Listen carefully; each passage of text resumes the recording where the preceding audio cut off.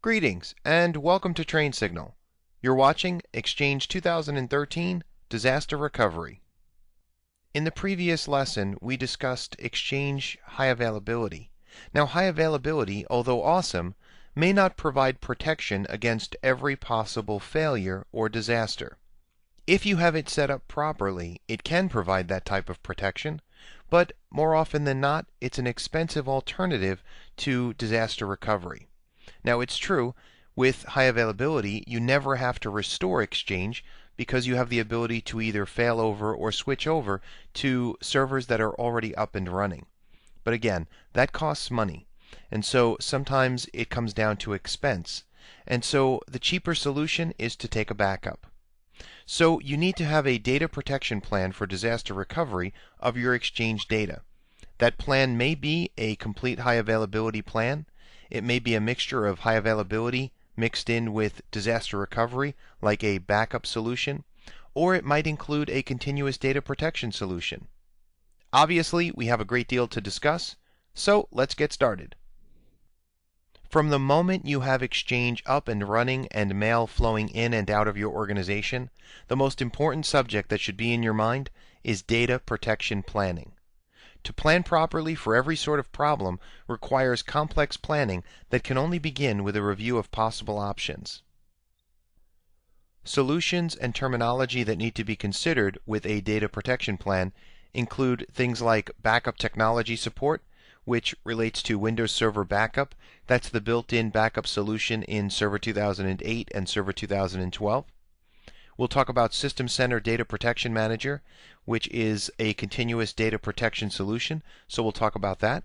We'll discuss server recovery, recovery databases, database portability, and dial tone portability or dial tone recovery. Let's start with a discussion of built-in backup technology support.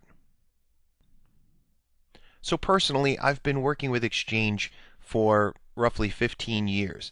And with early versions of Exchange, the moment you installed it on a server, the built-in backup tool, at the time it was NT Backup and we were installing on NT servers, it was Exchange 5.5. Well, the backup tool on that server would automatically be able to back up your Exchange databases. These were called Extensible Storage Engine Streaming Backups, and the solution was pretty limited in many ways. Free backup solutions from Microsoft have always been limited, so this wasn't a surprise to us. But it did get the job done. Now, something has changed over the years, and in fact, for a little while, we were not even able to back up Exchange when installing Exchange 2007 on a server running Server 2008. But ultimately, with Exchange 2010, and now with Exchange 2013, ESE streaming backups, these are no longer supported, but Volume Shadow Copy Service, or VSS backups, these are supported, and it's actually a faster solution. Exchange 2007 and 2010 included two VSS writers. So these writers are essential in order to actually get the backup of the Exchange data. With 2007 and 2010, one writer was in the Microsoft Exchange Information Store, and the other was in the Microsoft Exchange Replication Service. So one of the VSS writer changes in 2013 is that now all of the functionality is within the Microsoft Exchange Replication Service.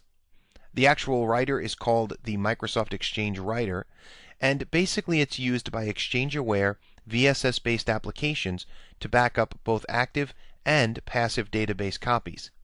And then, of course, not just back up, but also restore those database copies.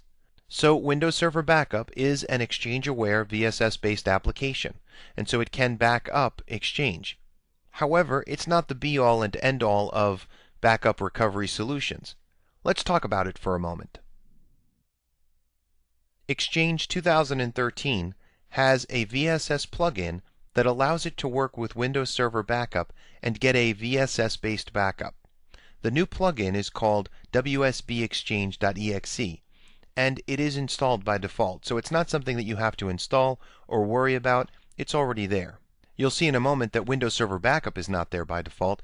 You actually have to enable this feature on the Exchange Mailbox server in order to work with it and use the plugin, but the plugin itself is actually there. Now, these backups are at the volume level. So if you're thinking, well, I'm just going to take a backup of this mailbox, or you know what, I'm just going to back up this one message. No, no, no. There are no backups of that sort. This is a volume level backup. You have to back up the entire volume. However, you can restore only the Exchange data. Now, granted, the volume you're backing up, it may actually have only the Exchange data anyway. And so depending on how you have your Exchange set up, if you have volumes that contain just your databases and so forth, then it's pretty much the same thing. But the backup technically is not backing up your databases, it's not backing up your mailboxes, the backup is for the entire volume. During the restoration, however, you are able to signify the application being Exchange, and you're able to say we only want to restore the Exchange data. And then you can restore to the original location, or you can restore that data to an alternate location. What you cannot do is restore directly to a recovery database. Now, we haven't discussed recovery databases thus far, but this is actually a limitation that's a bit goofy, because without being able to restore directly to a recovery database, you have to create this recovery database, you have to restore the data to an alternate location, and then you have to take the restored data and move it over to the location of the recovery database data, and then you can juggle the data in such a way so that you can get that data back where it belongs. So the restore process is pretty convoluted when it comes to Windows Server Backup. Does it work? Yes, it does. But it's not as easy as pointing to a database, a mailbox, a message, and saying, yes, restore this, and boom, it just works. It doesn't quite work like that at all. It's a lot of extra work, but again, it's a free solution built right in. So when you want something that's a little more robust, a little more granular in terms of the control and ability and flexibility, you're looking really at a third-party solution.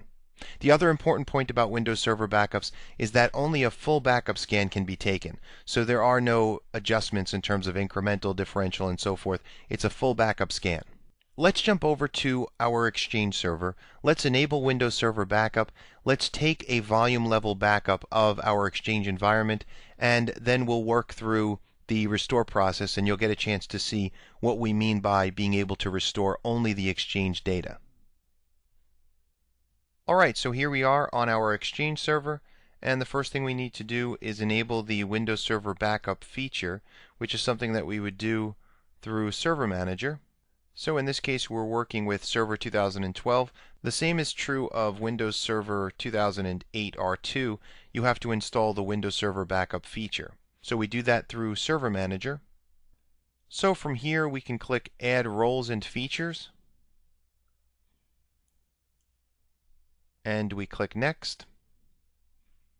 We're going to do a role-based or feature-based installation and click Next. The server that we're going to install this on is POS-EX2K13.SpyTech Prime. And of course, if we wanted to back up our secondary server as well, we can do that. But we're going to stick with the primary server here. We click Next. The role is not our concern. We're not actually going to be installing any additional roles. If we click Next, we go to Features, and if we look down at the bottom, we can see here Windows Server Backup. So we select that checkbox there and click Next. And then here we see Windows Server Backup is the confirmation piece here. And so it says to install the following roles, it says click Install. We click Install. Certain roles or features may require that you restart the server. So you saw that there was a checkbox there that we could have it restart the server automatically for us. In this case, we're not worried about that. And as you can see, the installation succeeded, so we click Close. So from here, if we go to the Start screen, if we type in Windows Server Backup, you can see it brings it up here now. We can click to start this off. We could have started this off before and taken a look here, and it would have pretty much just told us that it won't work unless we actually install it. So now that we have the feature installed, it will work. But either way, you could have started this up and taken a look at the actual application. It just simply wouldn't have worked. We click Local Backup. And you can see that being that we just installed the feature, there should be no activity here. We have no activity. There is no last backup, next backup. We have nothing scheduled, although we could schedule backups. And so this is the value of a backup solution, is that we can do this on a schedule so that we don't even have to think about it. For now, what we're going to do, just to demonstrate the backup and recovery features here, we're going to do a one-time backup. So we click Backup once.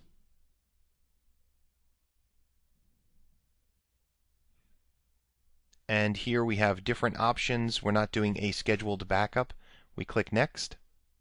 We're going to back up the full server, and that will give us a full backup of everything on the server, the system state and everything. We click Next. We can choose the type of storage for backup. So if we had a local drive connected in, we could use a local drive. We could do a DVD drive. In this case, we're going to do a remote shared folder, and click Next. The location here is a server called Camino. That's a server we're going to use for the backup. And the shared folder name is Exchange Server Backup. And for access control, notice we can choose Do Not Inherit or Inherit.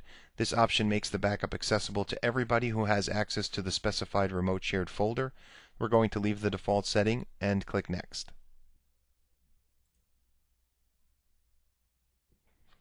We need to provide credentials for the server.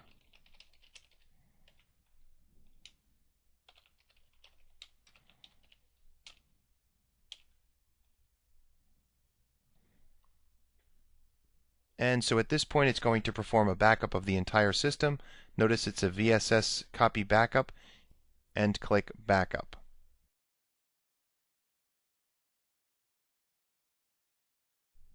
And obviously, depending on the server and the amount of data and so forth, it may take a little while to do this type of backup, especially backing up to a remote server.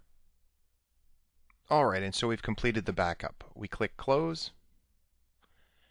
We see our backup. We see it's been successful. And now we're not going to go through with a full recovery. There's no point in that. We haven't had a problem with the Exchange server. We're not looking to demonstrate the recovery of it. We are not looking to perform a database recovery at this point. Much of this lesson relates to understanding concepts so that important decisions can be made with regard to your data protection plan for Exchange 2013. But let's just take a look at this point about recovering Exchange itself. If we select the backup here and we click Recover, here it says, do we want to restore to this server or to another location? So we have that ability to restore to another location. At this point, we'll leave it as this server. We click Next. It asks us about which backup we want to restore. At this point, we only have the one, so we'll stick with that, and we click Next. Because we put our backup on another server, it's asking for credentials to access the backup on that server.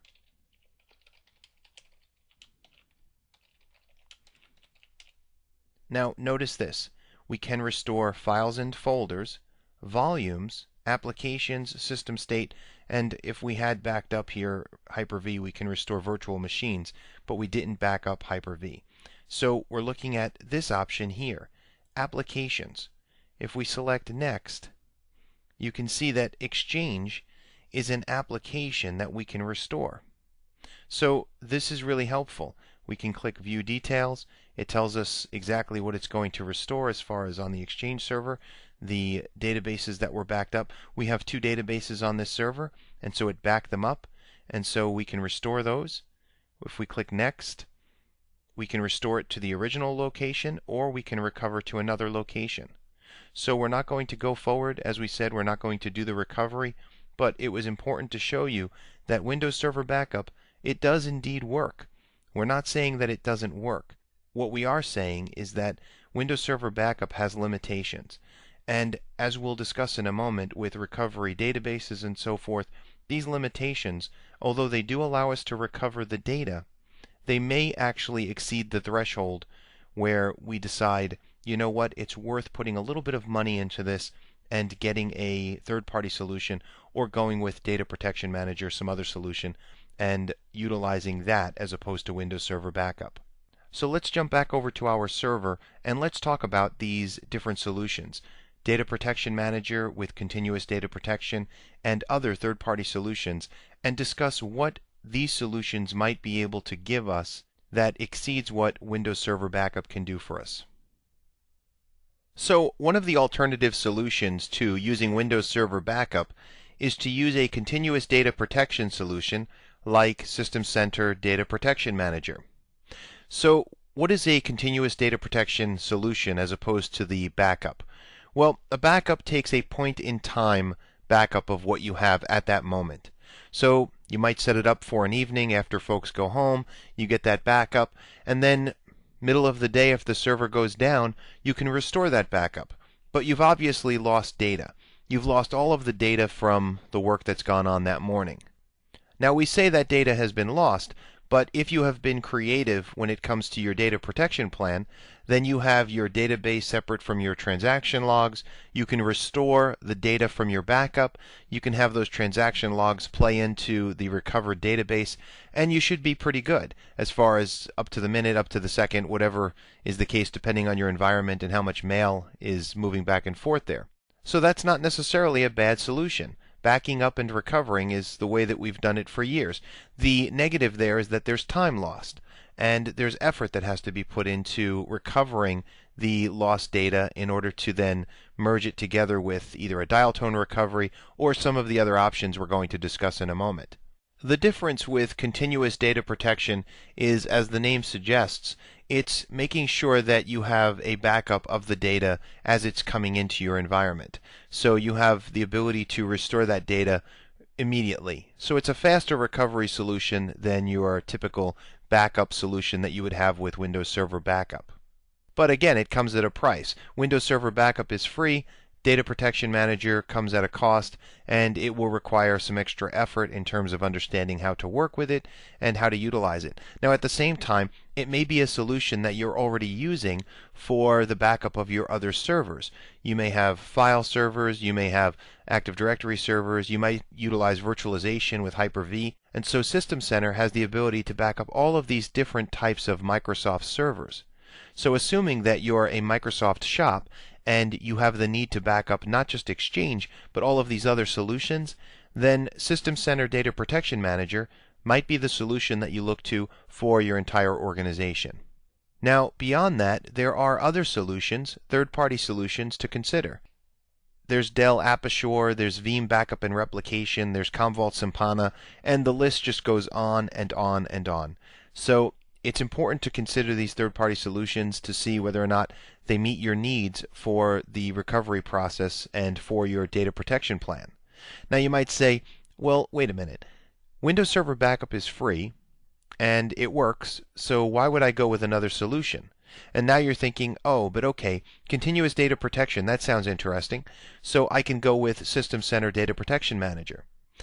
What does a third-party solution offer me that these others don't? Well, these third-party solutions, they do come at a price, but they offer flexibility that you just don't get with the built-in Windows Server Backup or even with Data Protection Manager. So that flexibility might be the ability to select a mailbox or even a mailbox message and click a restore button and boom, it goes right back into the user's mailbox. That's without having to set up a recovery database. That's without having to jump through hoops to restore data. So it might be that a third-party solution is worth the cost depending on the needs of your environment. Obviously, at this point, we're not going to go too much further with regard to System Center Data Protection Manager or other third-party solutions. In fact, let's go back a step and let's talk about some additional built-in features for data recovery and data protection and planning, starting at the server level. Did you know that most of the settings for an Exchange server are actually stored in Active Directory? You know, we put all of that information in, but Active Directory gets a copy of it, and so this is very helpful in the event you need to restore an entire server. So let's imagine that a server has gone down for whatever reason. Whether it's a client access server or a mailbox server, it doesn't really matter because we're not really concerned, even with the mailbox server, we're not concerned with the restoration of the databases themselves. That would still require a Windows Server Backup Restore or a third-party or Data Protection Manager recovery. So we're not concerned with the data itself, we're simply concerned with recovering the server itself and the settings that are specific to the server. So to recover a lost server, you actually use the setup/m:/recover server switch. This switch will rebuild a server with the same name, and it uses all the Active Directory information about the Exchange environment. And this is all done through the command prompt. You need to remember, in order to make this work, you have to reset the computer account for the lost server. So that server is in Active Directory already, but you're going to reset the account. You're going to install a new server. That could be on the same hardware, or it could be a brand new box. You provide the same name on the new server, and then you join the new server to the domain. You install all the prerequisites just as if you're doing a brand new installation of an Exchange server, and then instead of just kicking off the setup and doing a straight install into your Exchange environment, you initiate a recovery by using the setup/m recover server switch. And this will perform the install of Exchange, and it will also reconnect it back with Active Directory and rebuild the server so that it's actually, or a clone of the server that existed prior to the failure. So server recovery is something that's built right into Exchange, and we appreciate that this is something that's not too difficult to do. We've also mentioned the term recovery database. Let's talk about what this is. So a recovery database, or RDB, is a special mailbox database that allows you to mount a restored database and extract data from it over to a production database. The benefit of the RDB is that you can restore a mailbox or individual mailbox items without upsetting the normal flow of your production databases, which are still mounted and working. Now, on the negative side, for those of you who love the GUI, you cannot create an RDB through the Exchange Admin Center, but rather you have to create an RDB through the Exchange Management Shell. If you're wondering why, well, so am I. We don't really know why they haven't just built this right into the Exchange Admin Center just yet, but either way, it's something you have to do through the EMS, and that's the way it is. Now, we look at this and we say, okay, so what can I do with this recovery database? Well, just as we were talking about third-party tools, everyone loves a point-and-click restore of a mail message, a mailbox, a database. But again, those are things that you have to pay for. Those are third-party tools that you have to pay for. Recovery databases are different from your standard mailbox databases. First of all, because as we just mentioned, they're created using the Exchange Management Shell. It's also important to note that a recovery database is unique in that mail cannot be sent to it. In fact, all of the client protocol access, like SMTP, POP, IMAP, this is all blocked to a recovery database. And users cannot connect to their mailboxes even if their mailboxes are recovered in a recovery database. It just doesn't work that way. For an end user to actually access the data that has been recovered in the recovery database, you actually have to merge that data into an existing database and into an existing mailbox. So, like I said earlier, it's a lot of hoops to jump through to restore data from Windows Server Backup through a recovery database. So, like I said earlier, it's actually a lot of different hoops to jump through if you need to restore data through Windows Server Backup to a recovery database. It's actually easier to just restore the data directly and recover it from Windows Server Backup than try to extract specific data, whether it's a database or a mailbox, because now you have to create the recovery database, restore the data to an alternative location, move that data into the recovery database, and then merge the recovery database with a dial tone recovery. So you can see how it can get very convoluted and messy as we go forward with trying to recover specific individual mailbox items or a specific database. Regarding the use of a recovery database, you can use this to recover data through either a same or alternate server dial tone recovery. And so we're going to discuss what a dial tone recovery is in a moment, but basically it allows your users to get up and running fast when it comes to being able to send and receive email. So imagine a situation where your primary organization responsibilities, the primary goal of, let's say, a specific department or your entire organization, revolves around email, which a lot of companies that is accurate. And it's not necessarily past email that's most important, but simply the ability to do business through email at any given moment in time. So if you need to get these people back up and running fast with email, and it doesn't matter if they have access to their older emails, then you can establish a dial tone recovery, which is basically getting them up and running with mailboxes fast, and then that gives you time to restore the data to a recovery database, and then ultimately whatever new emails that come in during the day, well, those will get merged with the legacy emails that they have in the recovery database. You can also do a mailbox recovery, so you can copy to a target folder, or you can merge the mailbox with another mailbox in order to recover an individual mailbox as opposed to recovering the entire database. And you can even use a recovery database to perform specific item recovery. Now, in the past, we've discussed things like deleted item recovery times, and so if a message is, let's say, deleted within that recovery time, let's say 14 days, or if you up it to 30 days, then they should be able to recover that message by themselves. They shouldn't require a restoration here. But let's say this email that they're looking for, that the individual is looking for, has been deleted or purged from a mailbox 60 days ago. And so there's no way that they can recover this through deleted item retention. In that case, if they warrant it, and let's say they're the vice president of whatever for the company, so they come to you and they say, look, I need this email back, well, you're going to need to now restore it. So you can use a recovery database for specific item recovery. Again, it involves jumping through quite a number of different hoops, but it is possible. So what is the difference between Windows Server Backup and features like the recovery database and a third-party solution? The difference is cost, so you're going to pay extra for the third-party solution, but you get the value and the benefit of a more robust solution, a more flexible solution, and basically a point-and-click solution. A solution where instead of worrying about how you're going to get this message back, you can do a quick discovery search, find the message, depending on the interface, click a little checkbox, and click Restore, and the message goes back where it belongs. For some, that's worth paying for. Now, to create a recovery database, you use the following Exchange Management Shell command. You use new-mailbox database-recovery, you put in the name, and you put in the server. So it's actually not very complicated to create the database itself.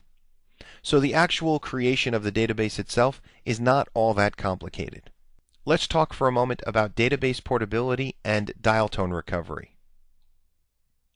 Thanks to database portability, you can move and mount any database to any other mailbox server within your Exchange organization. Of course, it has to be the same organization. So this is really a great feature within Exchange, the ability to move these databases and mount them to any other server. And so it's because of this flexibility and portability of databases that's built right into Exchange that we have an easier time when it comes to restoring databases or even working with high availability. Now, we mentioned dial tone recovery and we gave a scenario of how that works. Just to review it, dial tone recovery allows you to get your people up and running fast with mailboxes, but their existing mailbox data is missing. Ultimately, you restore the mailbox data into the recovery database, and then you merge the two when you're ready. So ultimately, your people are up and running, they're able to send and receive emails, and then when the time is right, you can then merge the new and the old data together. It's a process. It's not something that just happens easily and automatically. It's something that's going to take a little bit of time. It's done through the Exchange Management Shell, so it's not as easy as a point-and-click restoration. Certainly not. But it does work, and dial tone recoveries will get your people up and running fast in order for them to send and receive email.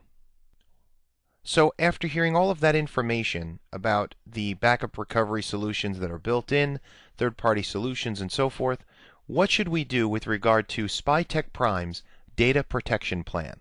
Now, we know that currently we're utilizing high availability through a database availability group for in-house server protection. So we have two servers side by side. If one server goes down, it will fail over to the other server, and so we do have some data protection already in place. What else can we do here? Well, what we're going to do is increase our redundancy in-house. So we're going to establish a CAS array, we're going to utilize redundant load balancers, we're going to use router redundancy. Really, we're going to look at anything that could possibly fail and make sure that we utilize duplication or redundancy in every regard that we possibly can. And we're also going to utilize JBOD arrays for greater storage redundancy and fault tolerance. We're also going to expand this solution to include a secondary data center site, and we'll utilize 3 passive copies of the data for our active database. So we have 1 passive copy, we're going to add 2 additional passive copies.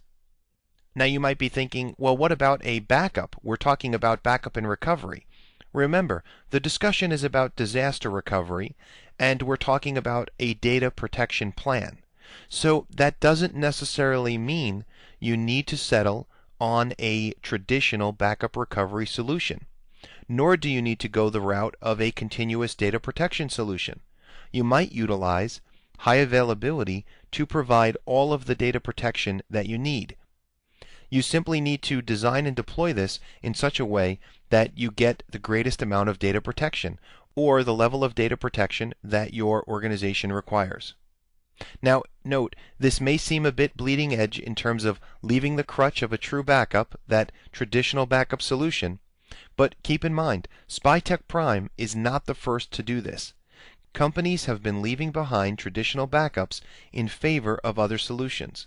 Whether it's a continuous data protection solution, whether it's an online cloud-based solution, whether it's high availability, they're leaving behind the traditional backup route. But you might say, high availability, this provides availability of the data that exists. What if somebody did in fact delete a message 60 days ago? Without a backup, we would not be able to restore that information, and so this is not going to work.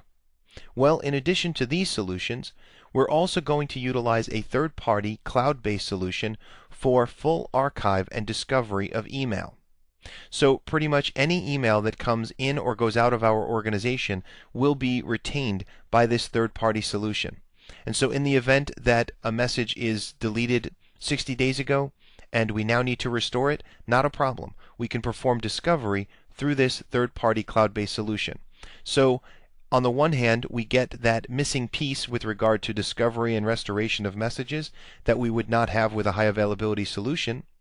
On the other hand, we also find ourselves matching regulatory compliance with regard to archiving our email for however long a period of time that's necessary.